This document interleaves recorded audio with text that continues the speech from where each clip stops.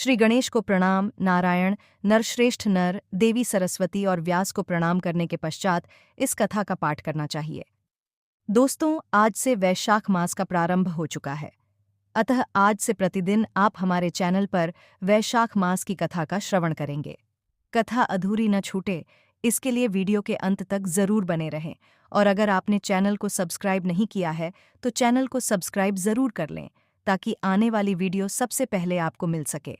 तो आइए श्रवण करते हैं वैशाख मास की कथा का प्रथम अध्याय। सूत जी ने कहा, एक बार फिर राजा अम्बरीश ने ब्रह्मा परमेष्ठिन के पुत्र नारद से वैशाख मास के पुण्य माहात्म्य के विषय में पूछा। अम्बरीश ने कहा, हे ब्राह्मण, मैंने पहले ही आपसे सभी महीनों का माहात्म्य सच सच सुना है। तब आपने कहा था कि इन महीनों में वैशाख सबसे श्रेष्ठ है। अतः हे ब्राह्मण, मुझे वैशाख मास का माहात्म्य सुनने की बड़ी जिज्ञासा है। यह मास भगवान विष्णु को किस प्रकार प्रिय है?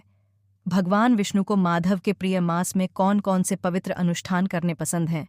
इनमें से भी भगवान विष्णु को कौन कौन से पवित्र अनुष्ठान करने योग्य हैं? दान में क्या दिया जाना चाहिए? उसका क्या लाभ है?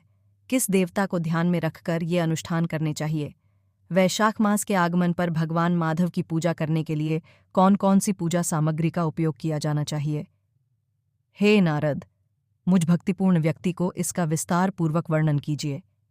श्री नारद ने उत्तर दिया, पूर्वकाल में मेरे पूछने पर ब्रह्मा जी ने विभिन्न मासों से संबंधित प्राचीन परंपरागत पवित्र अनुष्ठानों का वर्णन किया, जैसा कि परमात्मा विष्णु ने श्री को पहले बताया था। तत्पश्चात कुछ मासों का विशेष उल्लेख किया गया, जैसे कार्तिक और माघ। माधव विष्णु ने सभी मासों में वैशाख को सर्वश्रेष्ठ बताया। वैशाख मास सभी जीवों को माता के समान सदैव इच्छित वस्तुओं को प्रदान करने वाला है। यह दान, पवित्र अनुष्ठान और स्नान के माध्यम से सभी पापों का नाश करने वाला है। यह सभी पुण्यों, धार्मिक कृत्यों, यज्ञों और पवित्र अनुष्ठानों का सार है। यह सभी तपस्याओं का सार है।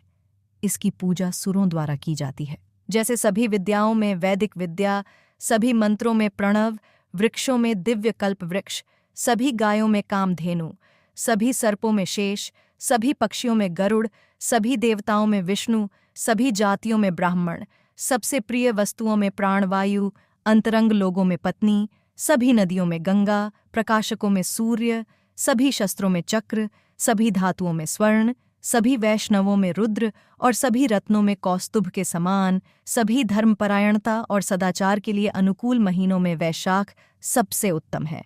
संसार में ऐसा कोई दूसरा कर्म नहीं है जो भगवान विष्णु को प्रसन्न करे। जो व्यक्ति वैशाख मास में सूर्योदय से पूर्व स्नान करता है, उस पर भगवान लक्ष्मी सहित बहुत प्रसन्न होते हैं। जिस प्रकार प्राणी भोजन से प्रसन्न होते हैं, उसी प्रकार भगवान विष्णु भी वैशाख मास में स्नान करने से निःसंदेह प्रसन्न होते हैं। वैशाख मास में स्नान करने वाले लोगों को देखकर वे अत्यंत प्रसन्न होते हैं। ऐसा करने से ही मनुष्य पापों से मुक्त हो जाता है तथा भगवान विष्णु के लोक में प्रतिष्ठित होता है। जब सूर्य मेष राशि में हो, तब प्रातःकाल एक बार स्नान करके तथा नित्य कर्म करने से भक्त महान पापों से मुक्त हो जाता है। वह भगवान विष्णु के साथ सायुज्य एकता प्राप्त कर लेता है। यदि कोई व्यक्ति वैशाख मास में स्नान के लिए एक कदम भी उठाए तो उसे निस्संदेह 10,000 अश्वमेध यज्ञों का फल प्राप्त होता है।